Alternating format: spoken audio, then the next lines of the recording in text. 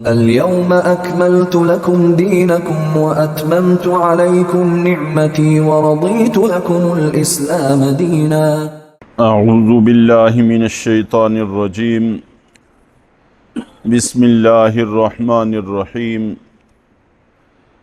لقد کفر الذین قالوا ان اللہ هو المسیح ابن مریم، وہ لوگ جنہوں نے کہا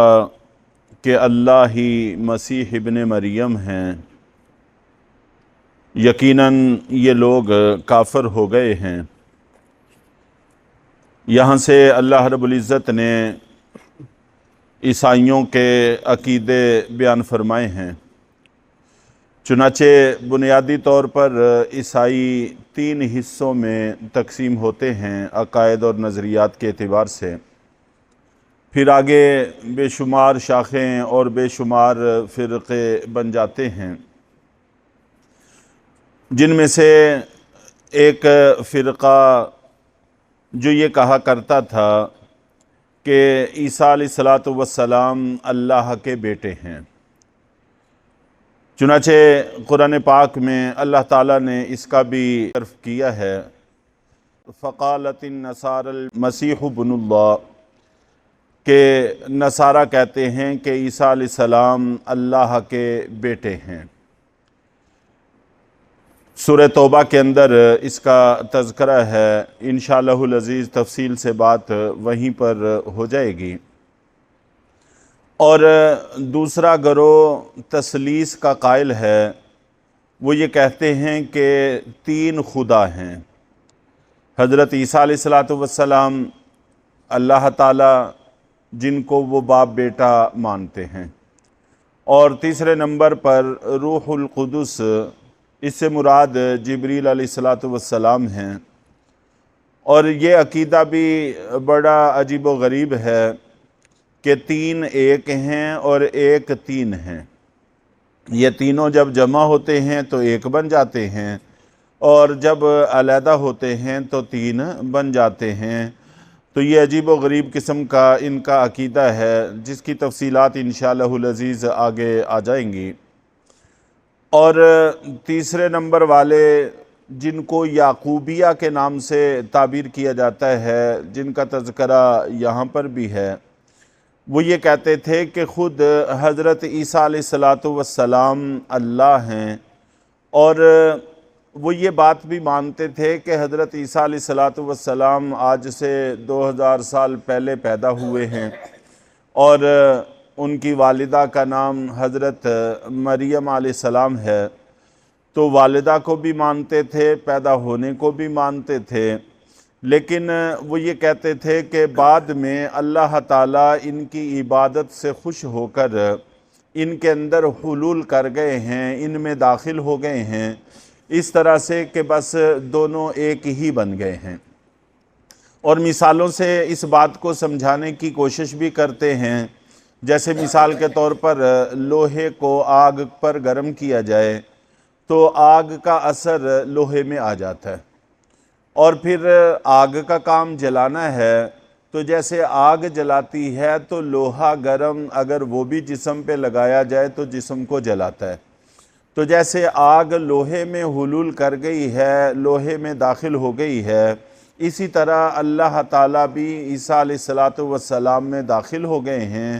یہاں تک کہ دونوں ایک ہی ہو گئے ہیں۔ یہ نظریہ بھی انتہائی کمزور اور نادانیوں پر مبنی ہے۔ مثال کے طور پر جیسا کہ میں نے عرض کیا کہ حضرت عیسیٰ علیہ السلام پیدا ہوئے، اور جو شخص پیدا ہوتا ہے وہ یقیناً مخلوق ہوتا ہے، اور قرآن پاک میں اللہ تعالیٰ نے جہاں پر بھی حضرت عیسیٰ علیہ السلام کا ذکر کیا تو حضرت مریم علیہ السلام کے بیٹے کے طور پر ذکر کیا۔ خود بیٹا ہونے کے لفظ ہی کے اندر یہ بات موجود ہے کہ حضرت عیسیٰ علیہ السلام مخلوق ہیں اور اللہ تعالیٰ خالق ہیں، خالق اور مخلوق کا کوئی جوڑ نہیں ہوتا۔ اور یہ بات بھی یہ مانتے ہیں کہ حضرت عیسیٰ علیہ السلام کو سولی پر لٹکایا گیا، حالانکہ مسلمانوں کا یہ عقیدہ نہیں ہے۔ قرآن پاک نے اور واضح طور پر اس بات کو بیان کیا ہے، اور مسلمان اس بات پر عقیدہ رکھتے ہیں کہ اللہ رب العزت نے حضرت عیسیٰ علیہ السلام کو زندہ آسمانوں پر اٹھا لیا تھا، اور جس کو انہوں نے سولی دی ہے وہ خود انہی کا آدمی تھا یا کوئی اور تھا، اور معاملہ ان پر مشتبہ ہو گیا، اور یہ اسی الجھنوں میں آج تک پھنسے ہوئے ہیں۔ حضرت عیسیٰ علیہ السلام کو یہ ہاتھ بھی نہیں لگا سکے، اور اللہ تعالیٰ نے اپنی حفاظت سے ان کو آسمانوں پہ اٹھا لیا تھا، اور وہ آسمانوں سے قرب قیامت میں آئیں گے اور اسی دین کی پیروی کریں گے اور اس امت کی رہنمائی کریں گے۔ اس بات کی وضاحت مسلمانوں کے پاس موجود ہے، لیکن عیسائیوں کا نظریہ یہی ہے کہ حضرت عیسیٰ علیہ السلام کو سولی چڑھا دیا گیا تھا، اور ان کی معروف 4 انجیلیں ہیں۔ ویسے تو بہت ساری انجیلیں ہیں، ہماری طرح ایسا نہیں ہے کہ جیسے ہمارا ایک ہی قرآن ہے، مشرق سے مغرب، مغرب سے مشرق، شمال سے جنوب، جنوب سے شمال، پوری دنیا کے اندر ہمارا ایک ہی قرآن ہے، اور الحمدللہ اس پر اللہ کا شکر بھی ادا کرنا چاہیے کہ کسی جگہ کسی نسخے میں ایک نقطے تک کا بھی فرق نہیں ہے، جبکہ ان کی بے شمار انجیلیں ہیں۔ ان میں سے معروف اور مشہور 4 انجیلیں ہیں۔ ایک انجیل متی ہے، اور انجیل مرقس ہے، اور انجیل لوقا ہے، اور اسی طرح انجیل یوحنا ہے۔ یہ 4 ان کی معتبر انجیلیں تصور کی جاتی ہیں، اور یہ چاروں کی چاروں اس بات پر متفق ہیں کہ جب حضرت عیسیٰ علیہ السلام کو سولی دیا جا رہا تھا تو حضرت عیسیٰ علیہ السلام یہ پکار رہے تھے، ایلی ایلی لما سبقتنی، کہ اے میرے اللہ، اے میرے رب، آپ نے مجھے کہاں پر کن لوگوں میں پھنسا دیا ہے۔ تو جب ان کو سولی دی جا رہی تھی، اور سولی دینے کو یہ مانتے بھی ہیں، اور خود حضرت عیسیٰ علیہ السلام اس وقت اللہ کو پکار رہے تھے، اگر اللہ یہ خود تھے یا اللہ ان میں حلول کر گئے تھے تو پھر ان کو پکارنے کی کسی اور چیز کو ضرورت کیا تھی؟ اور پھر جس وقت ان کو پھانسی دی جا رہی تھی تو آیا اس وقت اللہ تعالیٰ جدا ہو گئے تھے یا اس وقت بھی ان کے اندر ہی تھے؟ تو ظاہر ہے کہ جب ان کو پھانسی ہوئی تو خدا نہ خواستہ تو پھر اللہ تعالیٰ بھی اندر ہی پھانسی پر رہے۔ تو اس طرح کے بیہودہ اور حماقت پر مبنی ان کے نظریات ہیں۔ چنانچہ ہمیشہ ایسے ہی ہوتا ہے کہ جب انسان حق سے ہٹتا ہے اور شرک اور کفر میں جاتا ہے تو سب سے پہلے اس کی مت ماری جاتی ہے، اور وہ ایسی نادانی کی باتیں اور ایسے نادانی کے نظریات گھڑنا شروع کر دیتا ہے۔ اور اسی طرح عیسائی حضرت عیسیٰ علیہ السلام کو اپنے لیے منجی یعنی نجات دہندہ سمجھتے ہیں کہ حضرت عیسیٰ علیہ السلام ہمیں آخرت میں عذاب سے بچا لیں گے، اور اس قسم کی باتیں کہتے ہیں۔ تو حضرت عیسیٰ علیہ السلام کو اپنے لیے نجات دہندہ کہنے والوں کو کم سے کم اتنا سوچنا چاہیے کہ جو خود کو سولی سے نہیں بچا سکے وہ ان کا بھلا کیا کام آ سکتے ہیں۔ تو ہم تو اس بات پر عقیدہ رکھتے ہیں کہ اللہ ہر چیز کے محافظ ہیں، اور اللہ ہی نے حضرت عیسیٰ علیہ السلام کی حفاظت کی، اور جب تک یہ حق نظریہ تھا تب تک اللہ تعالیٰ اس نظریہ کے ماننے والوں کی بھی حفاظت کرتے رہے۔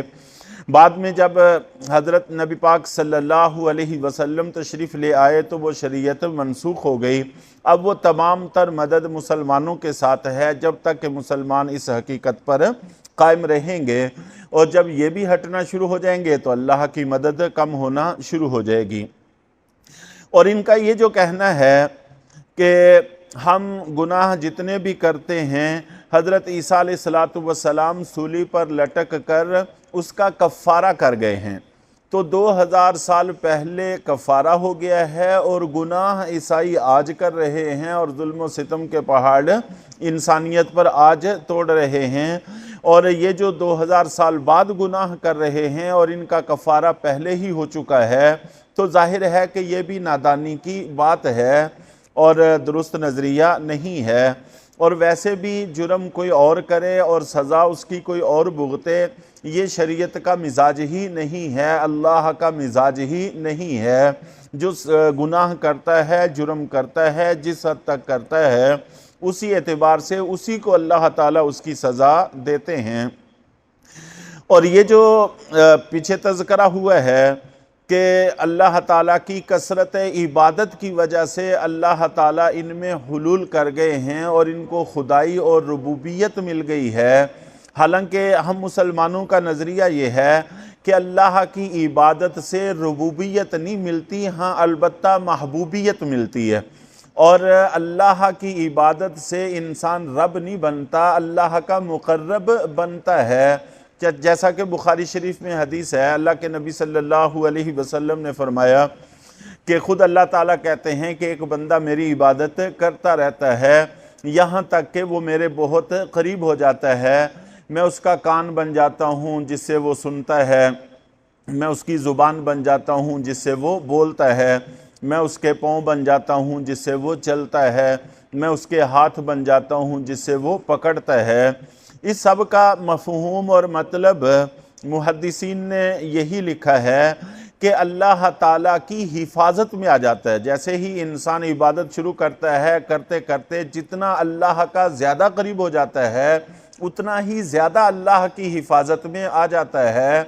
اور پھر اللہ تعالیٰ اس کے ان تمام اعضاء کی حفاظت کرتے ہیں، اور یہ جو اعضاء ہیں یہ سارے کے سارے پھر اللہ کی حفاظت میں آنے کے بعد اللہ کی مرضی کے خلاف استعمال نہیں ہوتے۔ تو اللہ کا کسی بندے کے کان بن جانے کا مطلب یہ ہے کہ پھر انسان وہ سنتا ہے جو اللہ چاہتے ہیں،